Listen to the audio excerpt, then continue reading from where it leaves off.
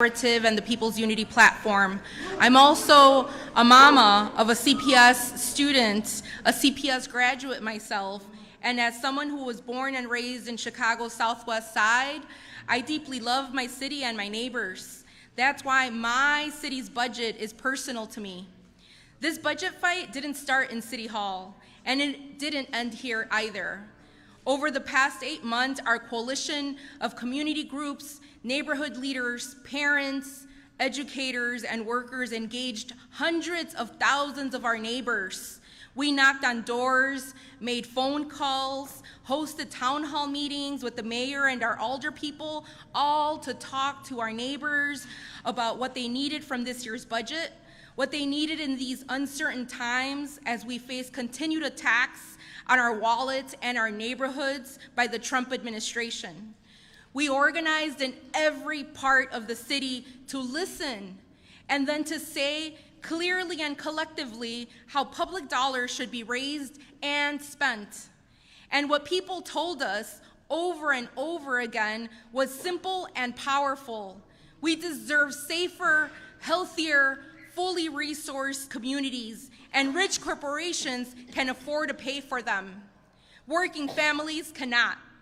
We stood here together from all corners of our city on October 16th as Mayor Johnson introduced the Protecting Chicago budget, a budget proposal that responded to what Chicagoans were saying and included what our coalition has been fighting for. It invested in our communities and asked corporations to chip in. On Saturday, City Council passed a budget that includes much of that budget. Real victories because we forced the opposition alders to include them. Together, we won permanent funding for mental health crisis response, violence prevention, public mental health clinics, peacekeepers, investments that make our neighborhoods safer and healthier. We protected and expanded youth jobs. We defended public health, invested more in early childhood, and redirected funding from 500 police vacancies to service our communities really need. We secured a $1 billion TIF surplus, making that the largest city investment in schools, parks, and libraries in Chicago's history. And we passed a tax on social media corporations to expand public mental health care and non-police crisis response. We also forced the corporate caucus to abandon some of their worst ideas, including doubling garbage fees on working families, cuts to youth jobs, and cutting $100 million from the TIF surplus. All of this happened because people organized. Chicagoans spoke up and showed up. And Mayor Johnson and a group of courageous alders stood firm on their values and responded to what people said they needed. But let's be honest, this budget is unbalanced because when the moment came to ask wealthy corporations to pay even modestly, too many alder people said no. Instead, 30 alders voted to send predatory debt collectors after Chicagoans for unpaid ambulance fees and water bills.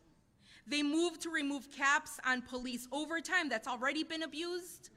They passed a budget that ignores expert financial analysis and will push us toward devastating mid-year cuts next spring. They chose cruelty when fairness was right in front of them. They chose punishment as a revenue strategy and poverty as a business model. 60% of alders chose to protect the profits of wealthy corporations instead of protecting Chicago's working families. 80% of Chicagoans want City Council to tax wealthy corporations. But make no mistake about this budget. But make no mistake about why this budget fight was so vicious. Front groups such as One Future Illinois and Common Ground Collective, funded by billionaire donors, spent big money trying to misinform communities and protect corporate profits. Chicagoans are paying attention. We know who listened to donors and corporate lobbyists instead of our neighbors. We will not forget which alders chose corporations over community, because we've been organizing across the city for months and we're not stopping now.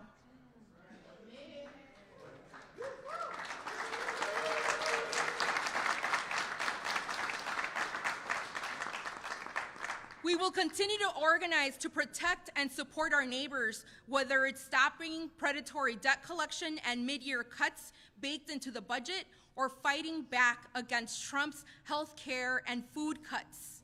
We know that the solution is what the supermajority of Chicagoans want: taxing the rich and wealthy corporations, not only here in Chicago, but also in Springfield.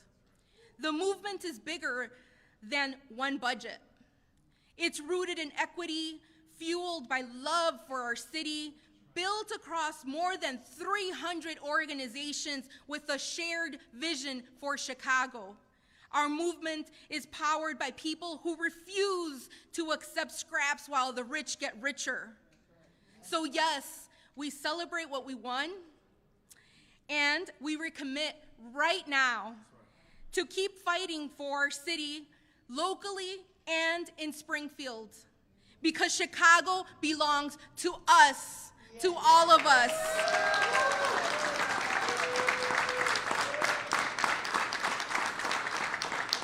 To the people who live here, work here, raise families here, not the corporations trying to extract from it.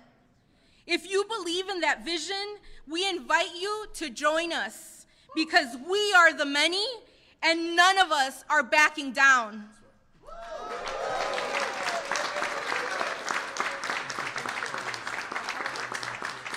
Up next, I want to introduce Carlos Ramirez Rosa.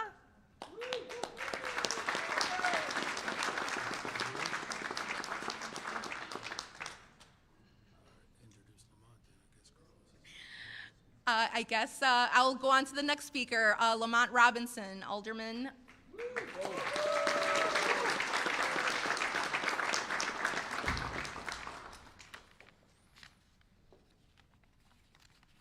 Good morning.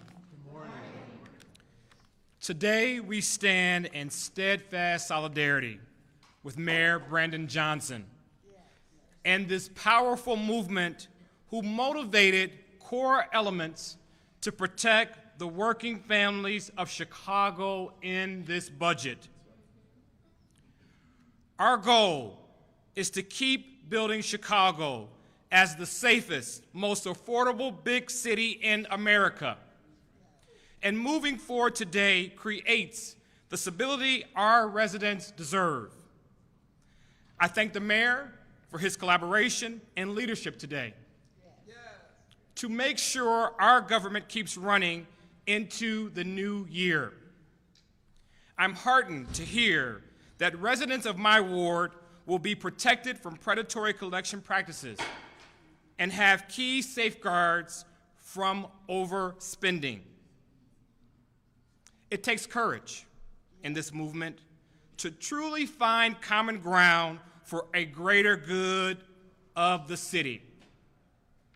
The executive orders signed today reflect the prudent approach advocated by many of my colleagues. I thank Mayor Johnson for instituting the safeguards that will protect Chicagoans from the most egregious types of medical debt collection. The additional reviews on overtime costs for CPD reflect the culture of transparency and accountability stated by many council members, and will ensure officers are protected from excessive and burdensome overtime. Our officers and their families deserve schedules that prioritize wellness and safety.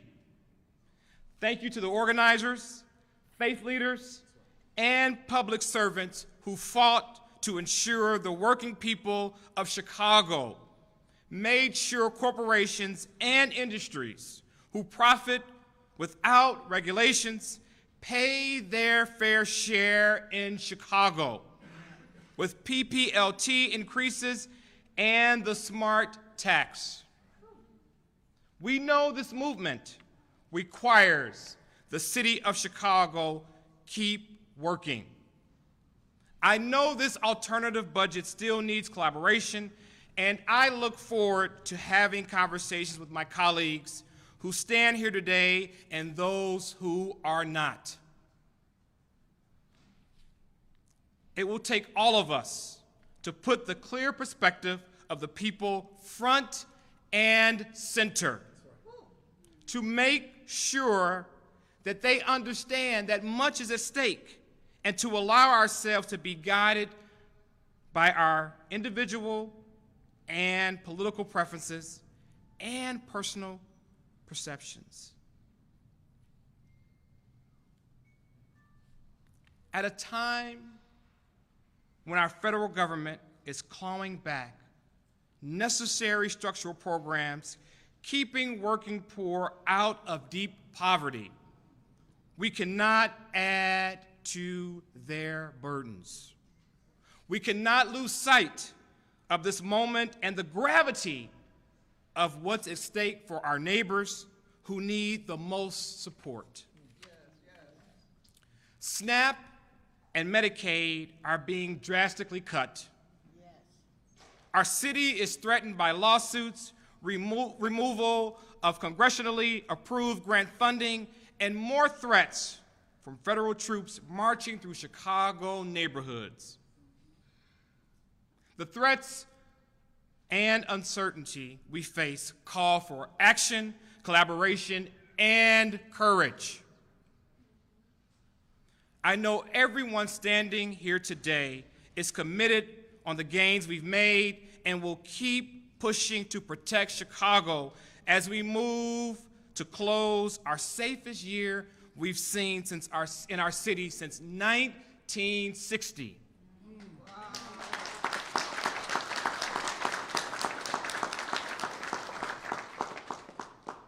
Thank you, Mayor Johnson, for investing in elements like youth employment, community violence intervention programs, and programs that prevent gender-based violence. We must make sure our government keeps working so these programs can continue to make a positive impact in the city of Chicago.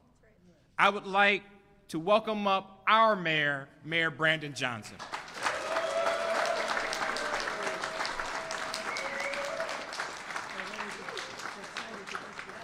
Please forgive me. Not so fast. I would like to welcome up my friend, Stacy Davis Gates.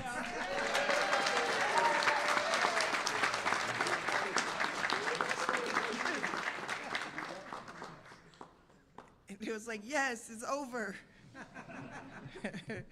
Christmas.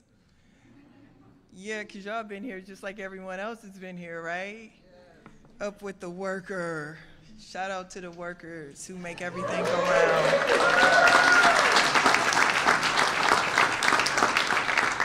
And journalists are some of the most important workers right now, too. Yeah. Your guild is more and more important.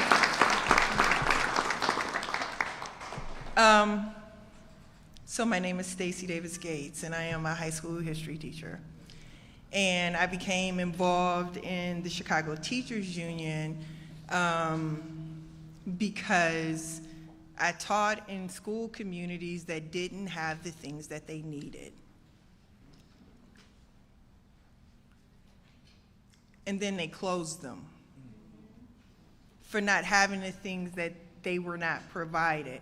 And it just felt like we were always chasing our tail, going to job fairs. And so a group of us got together and said, how about if our union advocated for school communities more robustly, creating the capacity to not just fight for the bread and butter of a job, though that is very important, but also the needs of our young people and the families that need school communities in their neighborhoods. And that fight was fierce. You would imagine that that would be easy to do, to offer people what they deserve just because they deserve it. And we have met such great resistance trying to lower a class size. We did that. Trying to create more sustainable community schools that give young people an opportunity to see their school community as an anchor, right? And this fierce opposition, it's something. So I'm so proud that my union elected me to do this, to join with all these people here today to create a type of city that our students deserve because their families deserve it.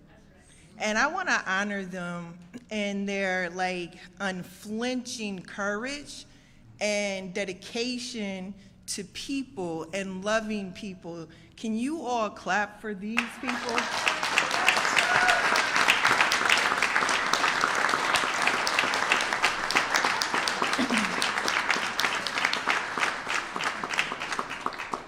We are undergoing a generational transformation in the city of Chicago. And that's what is so confusing about this time, because you have pundits trying to figure out who won. Who won? And so what I do when pundits try to figure out who won is really ask a black woman who's my mom's age. Because they know and understand that in a city like this, how difficult it is to even understand what's happening in this building, much less knowing who's won. So they ask me questions like, well, what's in the budget? And how will we see what's in the budget? They boil it down to the things that they need. And thank God that they have a coalition of people who live next door to them, because these people in this coalition are boiling it down to the things that they need. Young people need jobs in the summertime.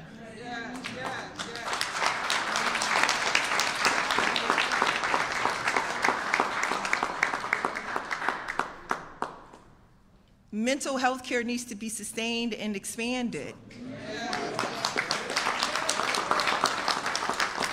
These are needs, discernible needs. So when we get into the punditry of who won and who lost, we forget the why. And as a teacher, it is incumbent on me to provide that why, because that's what my members do every day. Caleb said after they beat Cleveland that he wakes up every day to win for Chicago. Shout out to this coalition.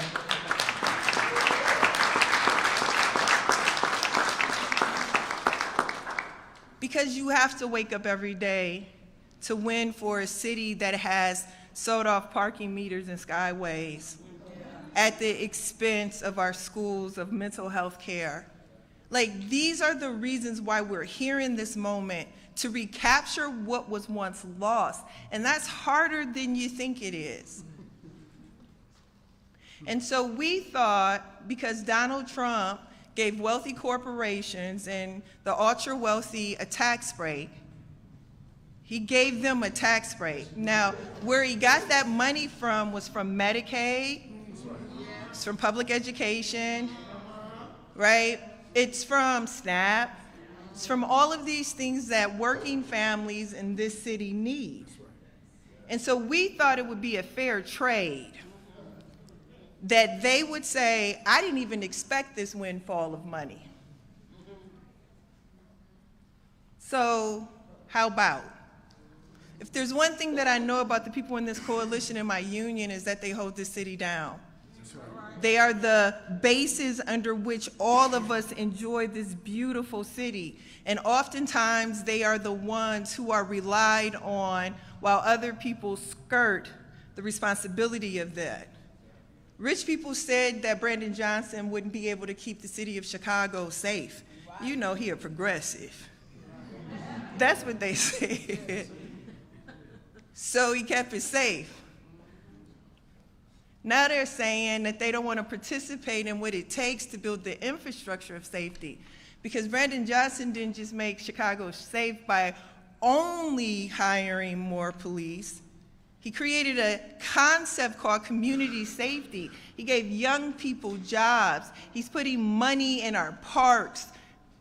He's putting money in our libraries and in our schools. He's investing in people. See, safety is the investment in our humanity. And that's what the mayor of Chicago is doing. That's not closing 50 schools. That's not poking senseless fights into existence. That is doing the work of the people.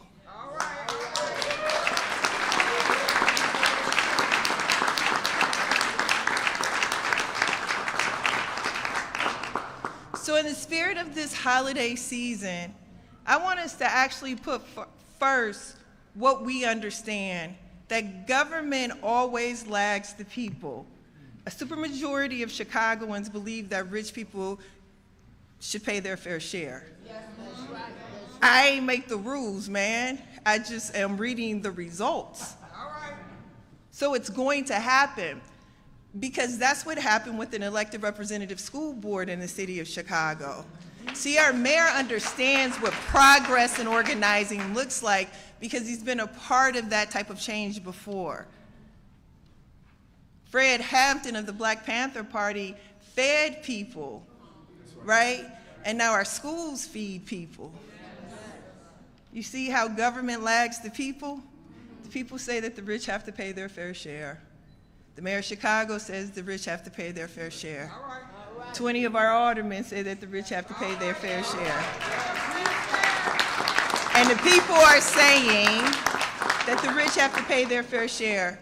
So we're going to continue to knock doors, and we're going to continue to be led by a man of conviction and values who means what he says and does the work of the people. Mr. Mayor Brandon Johnson.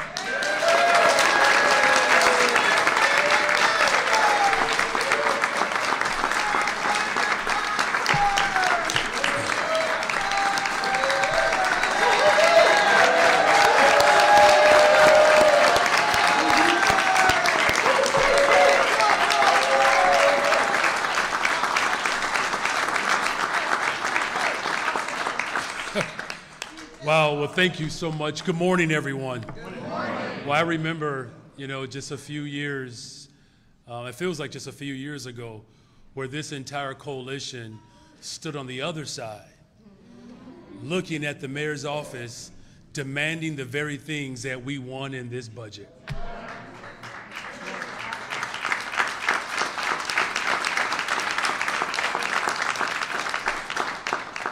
I am grateful for everyone who is here today and the support that each and every one of you have provided during this budget season, standing up for working families in Chicago. Every single alderperson, community leader, Chicagoan that's here today, we can all be proud in the hard work and the dedication that we have put forward to protect all of Chicago. The cost of living and the crisis that has been created by Donald Trump has declared war on working people. But despite the fact that he has declared war on working people, the working people of this city will not be deterred from fighting for the very important investments that the people of Chicago need. Has been articulated already. Crime is down and Chicago is growing. This is our safest year since the 1960s, and we're not stopping. We added the largest tip surplus in the history of the city to go to our schools, our parks, our libraries, to water reclamation, to county government. These investments create spaces for our young people to grow and thrive and keep our city safe. We protected youth employment. We added the smart tax to support mental health. And it wasn't just the elected representative school board that we fought for, that people said that we could not win. It was also treatment, not trauma, that we fought for, that people said we cannot win. And here we are standing today.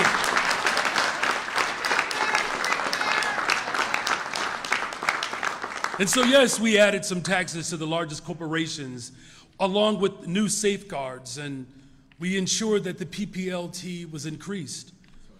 So we have a lot to be proud of, and we still have a lot of work to do. It's like my mother would say after we would clean the house on Saturday mornings.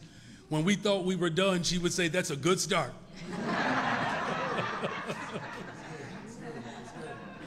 And these investments create the stability that the Chicago families deserve.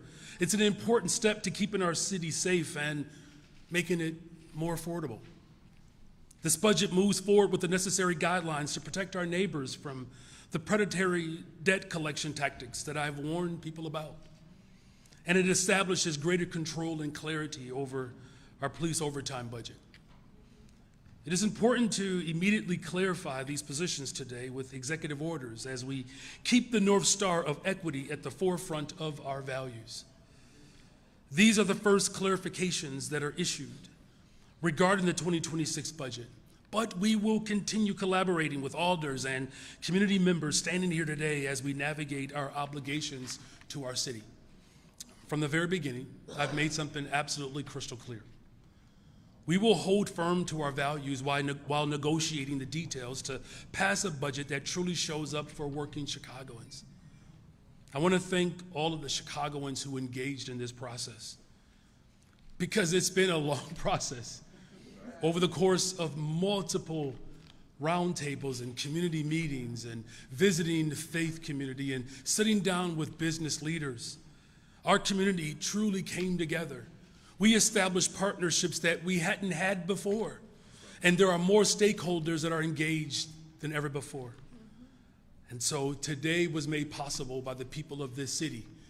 And despite the fact that there was one particular element that the people of Chicago overwhelmingly supported that we were not able to hold on to in this budget, aren't you glad that we have many more budgets to pass as we build the safest, most affordable big city in America? God bless you all. God bless the working people of this city, and God bless the greatest city in the world, the city of Chicago. Thank you.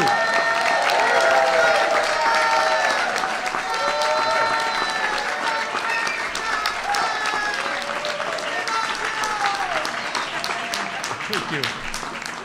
And with that, we'll take questions. Thank you, everyone. We'll do one question, one follow-up. We'll start in the back. Thank you. Good morning, Mayor. Good morning.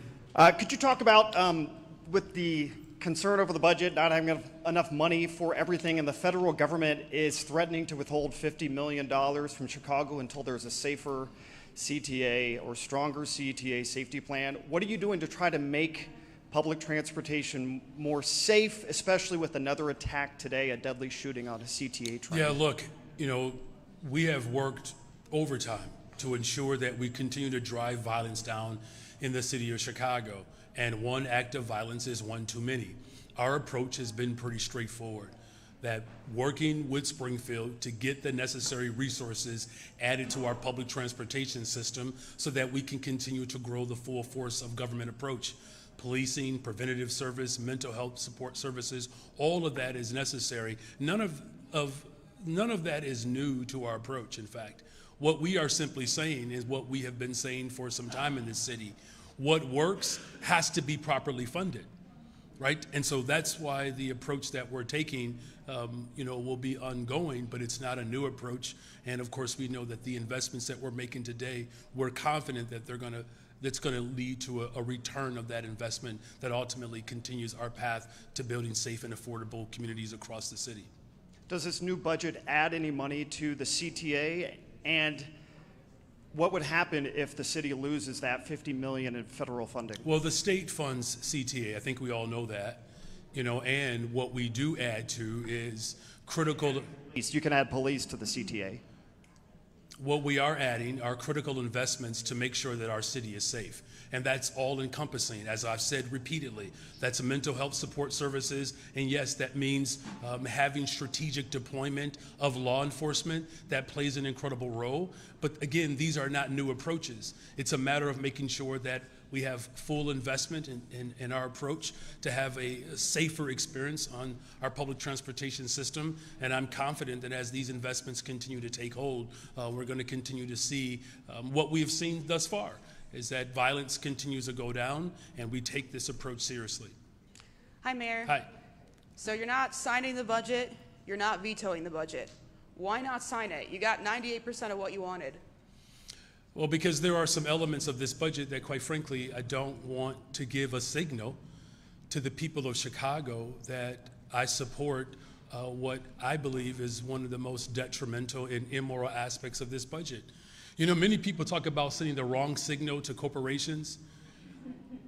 I can hardly wait till we have politicians in this city, in this state, in this country that are more concerned about the signals that we send to working people than big corporations and the ultra-rich.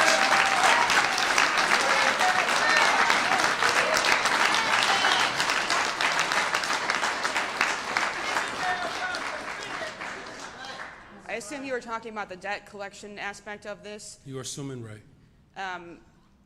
What's going to happen with that going forward? Is that still, that's Well, look, still in I've put this? forth, that's why I signed the executive order today. We're not going to send people after medical debt. As we know, the debt that has led to many people going into poverty has been related to medical debt. We also are putting in some safeguards that in the event the debt is sold, that there are certain tactics and practices that just cannot be permitted. Look, the city council voted in spite of the clear evidence that was in front of them. There was emphatic evidence in front of city council members. In fact, if you look at the individuals that helped lead the charge to, one, try to double garbage fees, they tried to take dollars away from our schools, like all of those individuals that are attempting to take away from this budget, they were forced to put the critical investments back in this budget because of our movement. None of them actually spoke of anything that they valued outside of seeking debt collectors after poor people. Name one thing that they propose that speaks to building safe and affordable communities. Not once did they offer up anything of value. They only simply said, we don't want to tax less than 0.5% of the largest corporations, less than 0.5% of the largest corporations with a 0.0008% of what they would actually have to invest in to build safer communities. And so that's what the bottom line was. And so what I put forth in this executive order, if those city council members are not looking out for working people, then I'm happy to do it on the working people's behalf.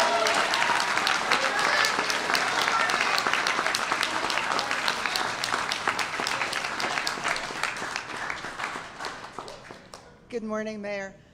It was just a few days ago that you called the proposal that was approved morally bankrupt. Now you're saying it's a win.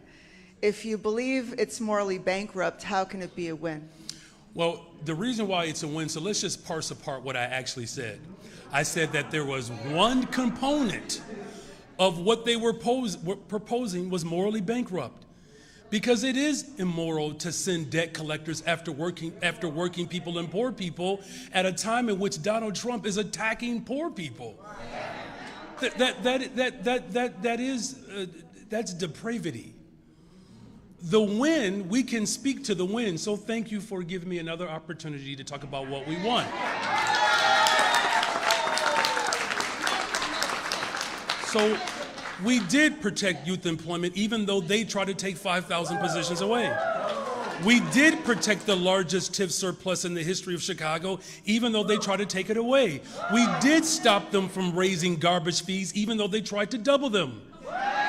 The last I checked, my clear lines were, do not raise the garbage fees, do not collect grocery taxes, and do not raise property taxes, and invest in young people, invest in affordable housing, and invest in mental health. Those are all wins, and you can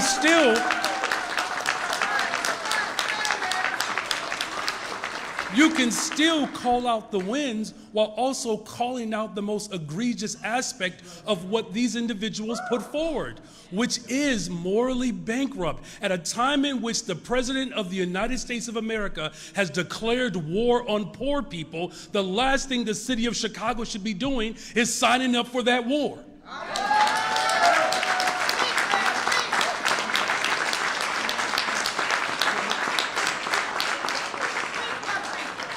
Okay, so if you have all of these wins and you did build in a safeguard with the executive order regarding medical debt, then why not just go ahead and sign the budget? Well, again, as I said before, this is about how we signal to the people of Chicago what this fight will continue to be about. Look, I don't think it's a bad thing that the people of Chicago want everything that they deserve. And if 98, let me say this, and if 98.4% won't do for working people, then just consider me, in the words of a great gospel song, 99.5 won't do, and I'm fighting for 100%.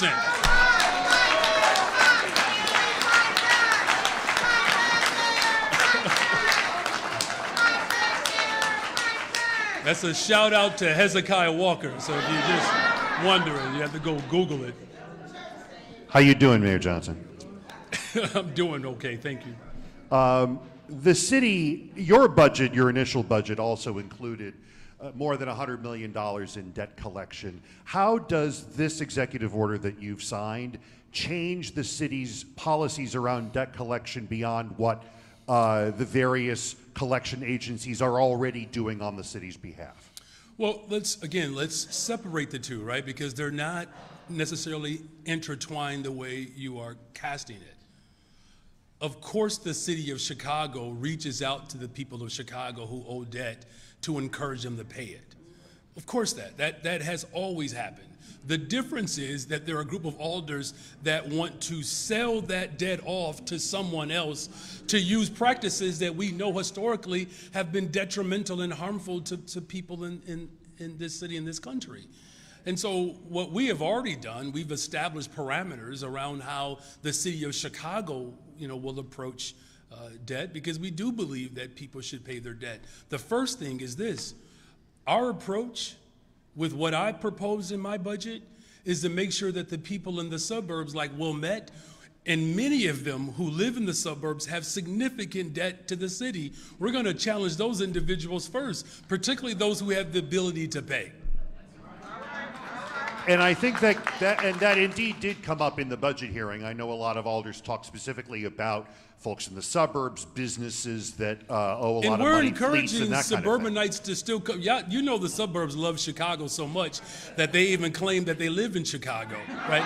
So we're just simply saying, since you're claiming you live here anyways, we're just going to stake claim to what you owe us. And I think I know the answer to this question, but I'll ask it anyway. I know I see a number of city council members behind you. Did your office extend an invitation to all 50 city council members to attend today's event? We called all the individuals who were, a part of this large coalition, what our intentions were today. Got it. Thank you, sir. Yep, you're welcome. All right, good afternoon, morning, whatever.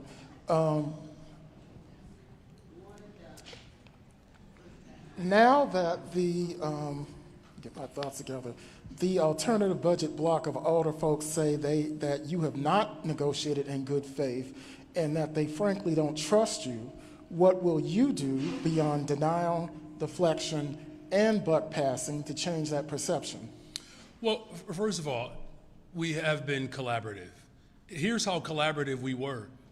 As your previous colleague just expressed, they took 98.4% of what was already in it, copied and pasted it, and placed it on their page. I mean, I don't know if you've ever led a group project, but it doesn't get more collaborative than giving 98.4% of the work, right? So, I think that there's this notion that somehow that it's on the mayor alone to participate in a negotiation. It actually takes all of us. Here's my question, and this is just perhaps a retort. What will those alders do in collaboration with the 80% of the people of Chicago who said that they wanted us to do something that we had the ability to do, even though they decided not to do it? Look, it's just not, I think that quite frankly is a very stale form of government. For too long, the people of this city have not been included in negotiations. And so what we have done is we put forth a robust approach that, mind you, many of those alders told us to slow down, and then they stuck something in the budget within a week and then asked people to vote on it. were the people of this city that did not get a full chance to get a full read on what was being proposed. In fact, there is nothing surreptitious about our administration. We have always been forthright. My door is always open for alders, including our first place Chicago Bears. My door is always open. And perhaps Alderman Robinson can answer this next question better than you, which is, why is it a problem that James Gardner, as a white man with a black wife and black biological children, commenting on a funding inequity between foundational black Chicagoans and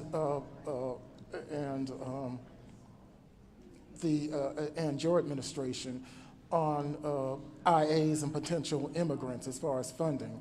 And this point has been raised several times, not only by him, but also by Raymond Lopez, Anthony Napolitano, and Anthony Bill, and other FBAs who say they're telling you what it is, but y'all aren't listening. All right, thank you for that question. Alderman Robinson, you want to speak to why you get to speak on behalf of black people?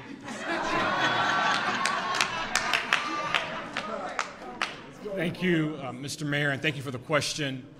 As a son of Chicago that is African American 365 days a year,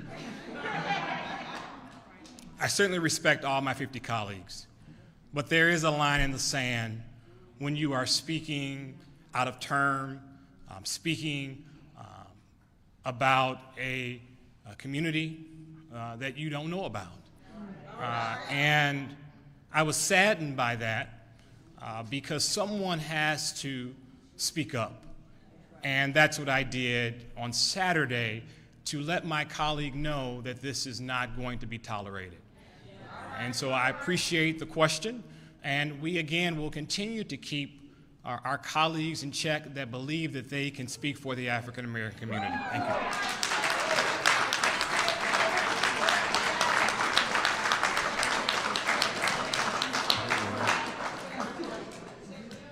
Good morning, Mayor. Good morning. I'm wondering, as you hold this campaign-style event with your coalition, the president of the Teachers Union, if you have any concern at all about your power over the next year, given that City Council has demonstrated it can organize and it can go around you and it can enact something that you disagree with, something that you call portions of morally bankrupt without your signature. What does that mean for your governing next year? Well, let's just get a couple of things straight, because I want to be emphatically clear. I do appreciate the fact that you called it a campaign-style event, but I want to make this emphatically clear. This is not a campaign event. And the reason why I have to make that clear is because, look, there are accusations that promulgate in a way that could be quite detrimental to the people's lives who are standing here. So I just want to be absolutely careful that we do not, whether it's the intention or not, put the OIG in a position where somehow people are being investigated because of the type of question that was asked. This is not a campaign event. The last I checked, this is the office of the mayor, and I'm the mayor. In fact, what you are seeing right now is a more powerful display, because campaigns come and go. This movement is here to stay. As far as our power is concerned, who's questioning our power right now? Who's questioning that? I mean, if we are questioning power, think about this for a second. 80% of the people of Chicago said they wanted something.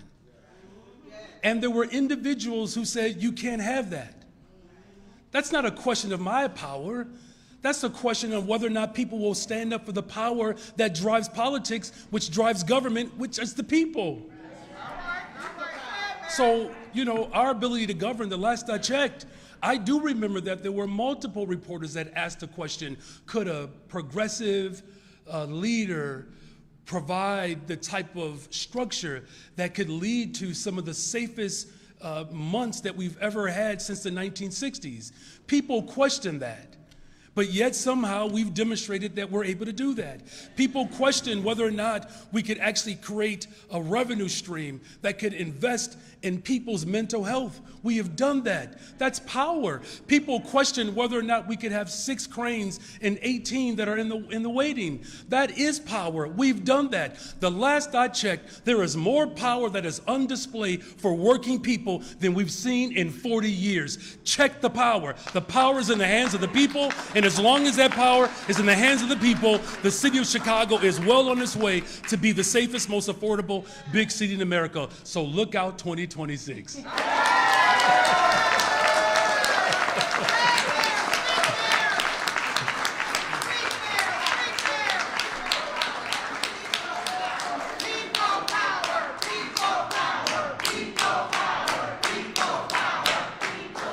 So just for clarity, when we're outside of here, they may say something like 4 more years. But it's not a campaign event, so you don't have to worry about that.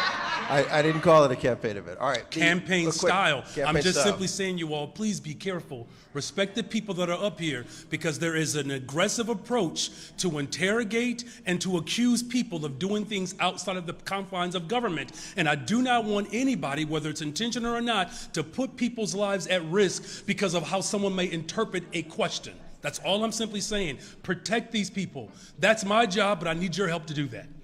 Quick question. The CPS board president, Sean Hardin, pulled a property tax measure from the board's agenda. CPS did not collect as much property taxes as it could have. The deadline to raise the levy is 1 week from today. Should CPS go collect more property tax? Well, look, this is an element that obviously has been debated, and the Board of Education will have a chance to weigh that, just like alders had an opportunity to weigh how our libraries will be funded. The ultimate goal, of course, is to continue our movement in Springfield, calling for a millionaire's tax, other progressive forms of revenue, a digital ad tax. I am on record of ensuring that we work hard collaboratively. There's a commitment from city council members as well to push for progressive revenue in the state of Illinois. I've had repeated conversations with the Speaker of the House, with the Senate President. I've had conversations with the governor. Everyone is clear that 70% of the state of Illinois believes that our schools are underfunded across the state. And here's an opportunity for the Board of Education to have this conversation and debate, but whatever they decide, that conversation doesn't end with that decision. That conversation continues in Springfield. Hey, Mayor, good morning. Hey, good morning. The city generally doesn't have medical debt, so what exactly are you stopping the collection of? Can you just walk us through a little They bit? do. It's about $800 million. Ambulatory is part of medical debt. Okay, so it's roughly $800 million of medical debt that we're going to prevent that from being sold. So we just all understand it. So there's debt that's out there that the city comes down and tries to collect from individuals, and you are putting a cap on how much can be collected. I just want to. Can you give us an example? Which part do you need clarity on, medical debt or the structure of the entire process? Can you give a little bit, a sentence on both? That'd be great. Okay, so again, there's about $800 million of medical debt right now that people of the city or around the city owe to the city of Chicago. We're not going to allow the medical portion of debt to be sold off. As far as what can be collected, we're establishing parameters and guidelines that prevent, in the event the debt is sold, it prevents a particular entity from using certain tactics that, quite frankly, we find to be harassing and dehumanizing. As it pertains to the police overtime, were there other things on the table that you were looking at? I mean, there's a lot of money going out of the city's coffers with settling old lawsuits and so forth. How did you decide on this category to be the one to sign the executive order about? Thank you for that question. So what we've seen over time is that our police department has not adhered to the same standards for overtime as other departments. So we're essentially putting them on par with other departments. That's all we're doing. Good afternoon. Good morning, It's Mayor. good morning still, okay. Do you anticipate making any other changes or requesting any other changes to the budget before it actually goes into force? It's possible. Yeah, as we go through the full amendment process, there's a number of things that we're likely going to have to clean up. On December 29th or after the new year? Throughout this process, so after the new year and even today. Yep. Today? Yeah, I mean, listen, the process is ongoing. Here's the thing. We all agree that the budget is a living document.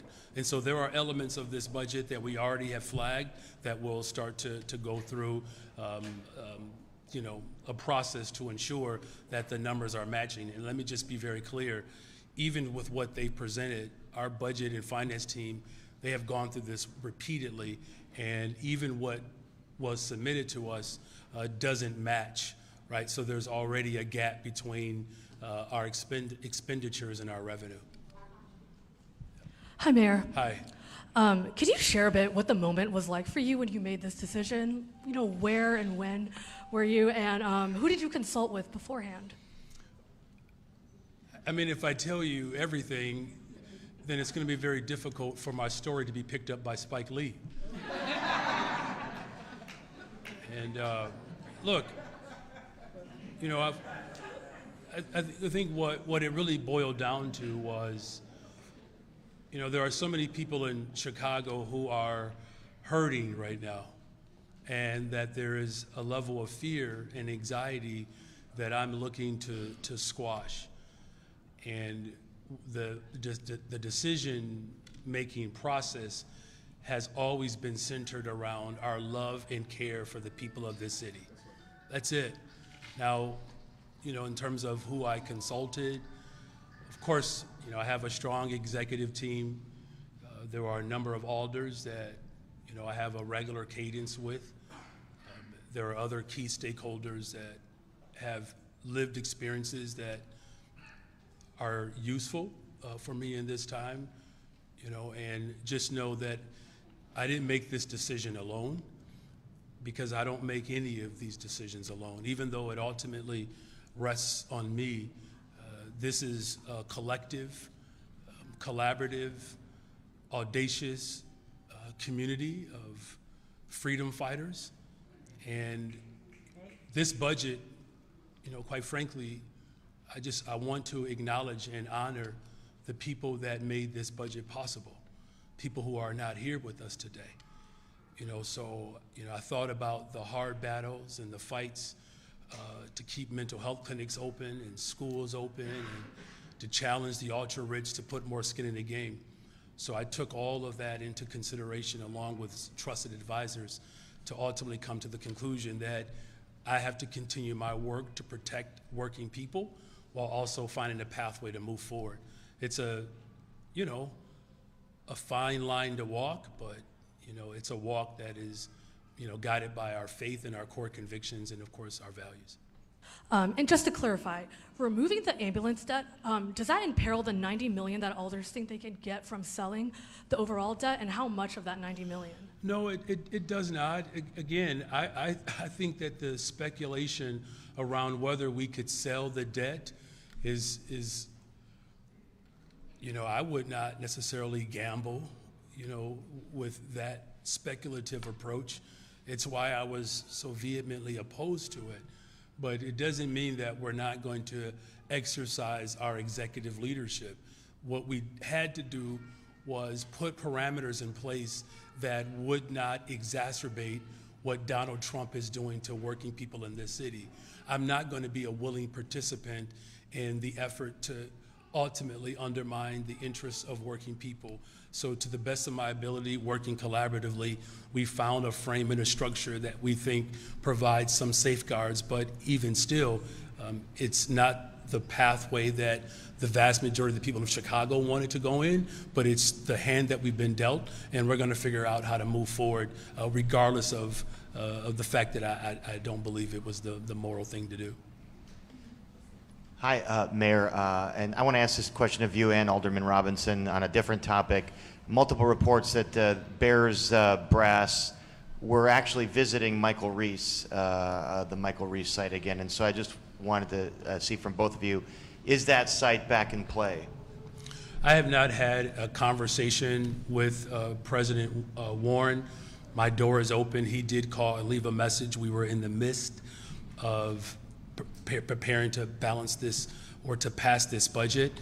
And now that this process has come to paration, it gives me some time to open up, another conversation with President Warren. But, as far as their interests are concerned, I don't have a full read on that. What I've said repeatedly, the lakefront is the most valuable. It's the best site for the Chicago Bears, and I still believe that. Alderman Robinson, anything to add on the possibility of Michael Reese, given that they reportedly toured the site with President Preckwinkle and some other folks? Again, I've stated this. Our number one factor is to keep the Bears in the city of Chicago. I've been working with the mayor. I've been working with his team to do just that. The mayor just mentioned how great the lakefront is, and we want to keep the Bears in the city of Chicago. We understand the jobs, the economics that support the Bears staying in the city of Chicago and working diligently to do that. And I will keep my foot on the pedal as the alderman of Soldier Field, as the alderman of Michael Reese, again, to work with the mayor and his administration to signal that, again, we want to keep them in the city of Chicago. Thank you. You're welcome. All right, is this the last one here? Okay.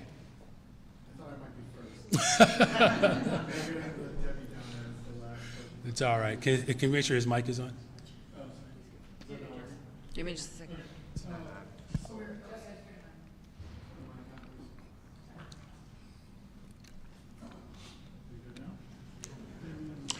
Look at that. There All it right. is. Yep. Sorry, you'll have to hear my voice louder. So, state law requires a balanced budget. Your administration does not believe that what was approved is balanced. Given that, why not veto? And were you worried that either that would get there would be an override vote, or that it would go into the year without a budget? Yeah, look, my first priority is to make sure that we're protecting Chicago. And what we've been charged to do under extraordinary circumstances right now is to figure out the pathway moving forward. That's my ethos. That's my guiding principle, is to put in the work. There are obviously some discrepancies that even the individuals that were part of the 1.67% of the rest of the budget, they also recognize that there are some discrepancies there. I'm not going to make light of it, and the work continues. What I am most concerned about is not just our ability to ultimately make the numbers work in the immediate run. It's if those speculations are off, what that means for working people midway through the year. That's what I'm most concerned about, and our work will speak to that concern. And obviously, we're going to work with every single alder to ensure that we don't have to have mid-year cuts and layoffs, even though right now, the way this budget has been structured with the last bit of amendments, there are obviously some significant concerns there. And you came into this budget process describing and carried on throughout that the corporate head tax, tax the wealthiest, the largest corporations, ask them to put more skin in the game. Mm-hmm. You obviously have some backers on that, but it largely fell flat with a lot of the moderate members of the council, even some progressives who voted against or voted for the budget you oppose. You've described your opponents as mischaracterizing that or attacking you. Do you think any of the fault in it not being ultimately approved lies in the way that you messaged it, or that you didn't communicate earlier with aldermen that it, they say it might impact smaller businesses, or that because it's only a tax on the employees, you can't actually go after just JP Morgan as opposed to, a janitorial company or something with much smaller margins? So can you frame your question within that? Yeah, aldermen, yeah, that's fair. Aldermen say that the head tax doesn't just go after the wealthiest and largest, that you don't have that ability. You can't tax income, you can't prorate the amount based on the size of the company or how much money they make. Do you think that that's part of the reason that the head tax wasn't approved? No, I do not. In fact, the reason why quite frankly, was not approved is because you had significant donors who spent millions of dollars to convince a handful of alders that it was better to protect their interests than protect working people. Because if you were to talk to some of those alders who voted in favor of this iteration of the budget, a number of them will tell you that they support the corporate head tax. They'll tell you that. Now, there are some who fundamentally oppose it, and it's just an ideological dynamic. But what's ironic about even those who are ideologically opposed, people characterize me as an ideologue. I did not even take an ideological stance here. I just took the position of 80% of the people of Chicago, right? And so I'm not going to, overly speculate right now, but what I can say is the fact that we have a brand new tax, the social media amusement responsibility tax, the fact that we did increase the PPLT, which is on corporations, we know that there is at least agreement that corporations have to put more skin in the game. Because the concerns that they raised were the same concerns that were raised to Richard J. Daley in 1973. And there's no empirical evidence that those concerns actually materialize. In fact, after 1973, you saw an economic transformation in this city where we have the top Fortune 500 companies right here in our city at a time in which that tax was actually in place. So what you saw was, and I'm not going to speak to the alders' motives. What you saw was the interests of corporations and the ultra-rich that desperately needed to stop something from happening because they know the momentum is moving in a way that is going to transform not just Chicago's economy, but economies around the country. We stand here at the entrance of this office where Reverend Dr. Martin Luther King came through these doors a generation ago, and he was clear about one thing.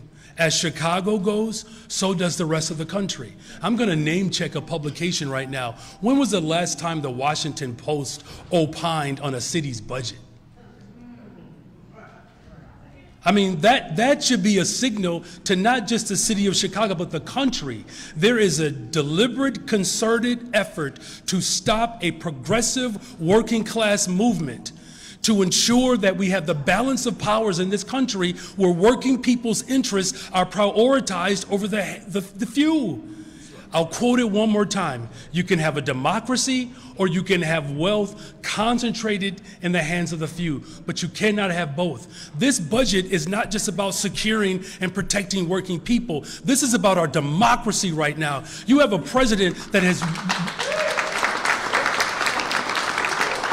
You have a president that has declared war on poor people in this country while at the same time setting up war in Venezuela.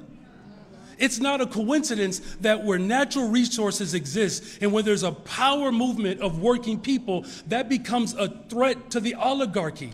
Well, listen, the threat to the oligarch did not go away because we did not secure the corporate head tax. Let me make this point absolutely clear.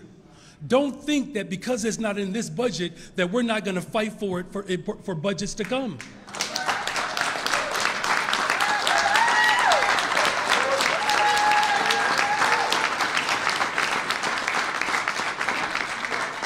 Is that all? I guess I'll tell you. I mean, last one. All right, and then these folks have been standing for a very long time. Do you think at all this paused your momentum? I think I might know your answer here, but you said the momentum continues. But it was a rejection of what you put forward, right? And the city council did, take control of this process and do it their way. So here's how I'll answer this.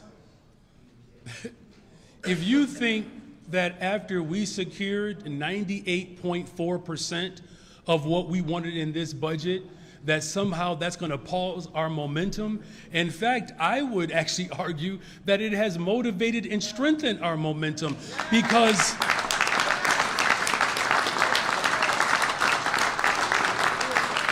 There were things that we fought for in this budget that people said wasn't possible. And the fact that we delivered it, not only did we prove that it's possible, it proves that not only is it possible to challenge corporations to put more skin in the game, it's actual proof that we can challenge Springfield to put more skin in the game, to fund our schools, to fund healthcare, to fund good paying jobs, to continue to fund the things that protect working people. God bless you all. Merry Christmas, Happy Holidays, Happy New Year.